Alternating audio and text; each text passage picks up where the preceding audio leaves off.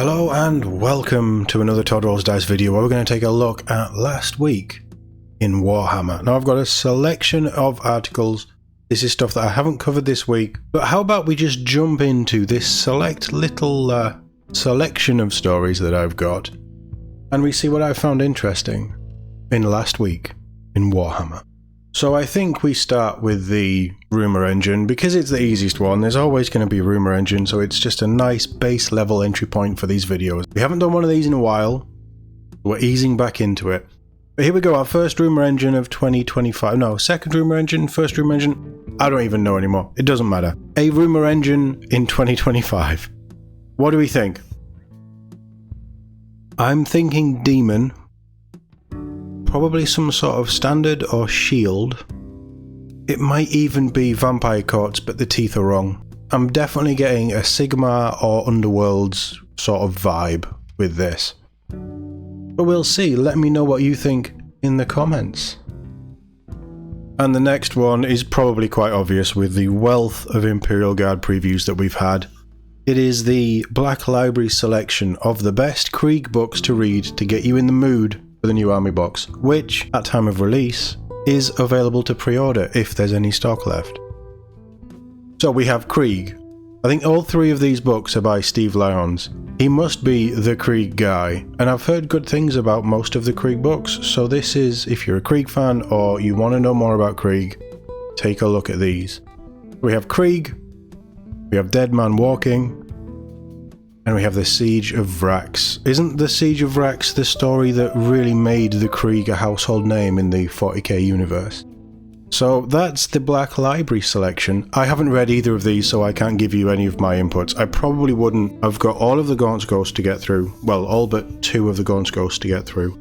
I've got Caiaphas Cain to get through. I've got other Space Marine stuff to get through before we get anywhere near the Krieg for 40k books, but at the minute I'm on an AOS kick, as you guys know. So I can't give you my personal recommendations. I would love at some point to do like a monthly book club or something with this channel. We'll see how this all goes. Like I say, I've got plans, but for right now, I can't tell you if you should read these. I have heard good things, and the fact that that's Reader's Choice winner from the Black Library Celebration 2021, that must mean something. So, yeah, that is an entry point for people who want to get into the Krieg lore to go with the brand new Krieg army that they're going to be building. Let's take a look at the next article. I think with this one we continue on with our Imperial Guard theme with the first animated Warhammer Plus show being teased. Well, this is the return of Hammer and Bolter, which has been quiet for quite a long time. And I'm not going to play this with the sound on. In fact, I'm not going to play this at all. But this is the return to Cadia. I wonder if this is anything to do with the Creed book that came out with head teacher Krieg going back to Cadia with some Kazakin, because they did a story about her that was going back to Cadia to get a relic. Maybe this ties in, maybe it doesn't. It would be cool if it did, because it shows that there's a connection between Black Library and Warhammer Plus. Either way, we're going back. In fact, let's take a quick look, because it does give you an idea of the animation.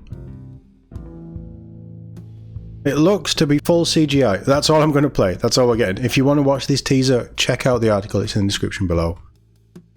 But yeah, we have Return to Cadia for Hammer and Bolter. It looks like they're retooling a lot of this stuff. This is coming this month, which is really, really cool. And yeah, I think this is good news. This is why people wanted, well, I don't say wanted, but this is why people have the Warhammer Plus subscription for these cool animations. And on the whole, they've been pretty good recently. So hopefully this is another banger from them. And I think we just carry on with the sci-fi aesthetic, as this seems to be. I know the Rumour Engine wasn't, but the last couple have been. So let's jump back in time a little tiny bit to the Horus Heresy. And this is the brand new Loyalist Herald Console, aka Standard Bearer to the uninitiated like me. I don't really have much to say about this. It's a Space Marine. It's a fancy looking Space Marine, but it's a Space Marine with a standard Yeah. It's a nice face, it's a nice sculpt, it's very stoic. I quite like it's all Power Fist, isn't it? Quite like the Power Fist. And I do really like this, what looks like a full prosthetic leg there. That's a really nice touch. But this will be a resin model coming, it says available later in the year, so that's very, very, very non-committal. And they're also teasing another console next week, so that's going to be for the Traitor Legions. But yeah, on the whole, a pretty nice model, I can't fault it. Let me know what you think in the comments below. And carrying on with our new model teases, we have a Bretonnian Worm Slayer, the legendary Worm Slayer. This is Sir Cecil Gaston. I haven't actually looked at this properly. It's definitely a Bretonnian. He has a big hat with a dragon's head. He has a dragonhide cloak, which protects him from fire and armor-piercing attacks, and he has a magical axe, Sorrow's End, which hews through monstrous creatures and cavalry like saplings.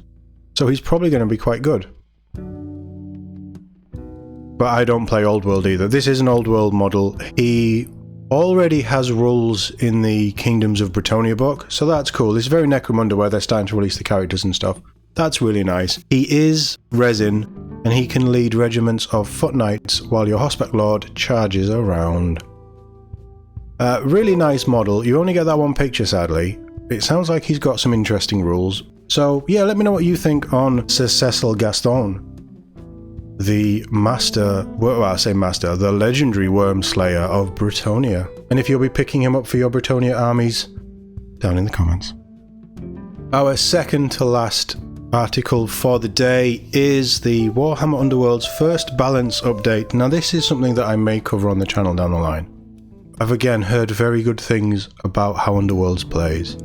And they have done their first rules update and organised play formats. All the documents are in this article here. There's changes to warbands. Oh, that's a nice looking model, isn't it? That picture. That's a nice shot, well lit. Interesting stuff going on in the background. Yeah, there's changes to decks, organised balance play. And it is all available now. As I say in the description, there is a link to all of these articles if you want to have a look yourself. Yeah, this is something that at some point I'd like to maybe get involved with, because I think it's a really fun, small size, quick skirmish game, which would be great to get rolling on the channel. We'll see, down the line. But for all of you Underworlds players, the first balance update is available on WarCom, and it is in the description below if you want to check it out from this video. And on to our final article of the week, and this was actually the first article that dropped, I believe, or the first one that I saw. I almost made a video at the time, but because there's not really anything to add at this point, and I'm not going to be watching the trailer, but we have our first reveal coming from the Las Vegas Open on, does it say it here?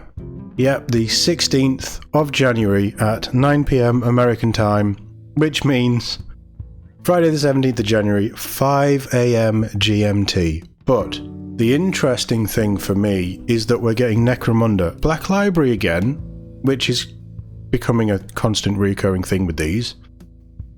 But we're getting some Necromunda.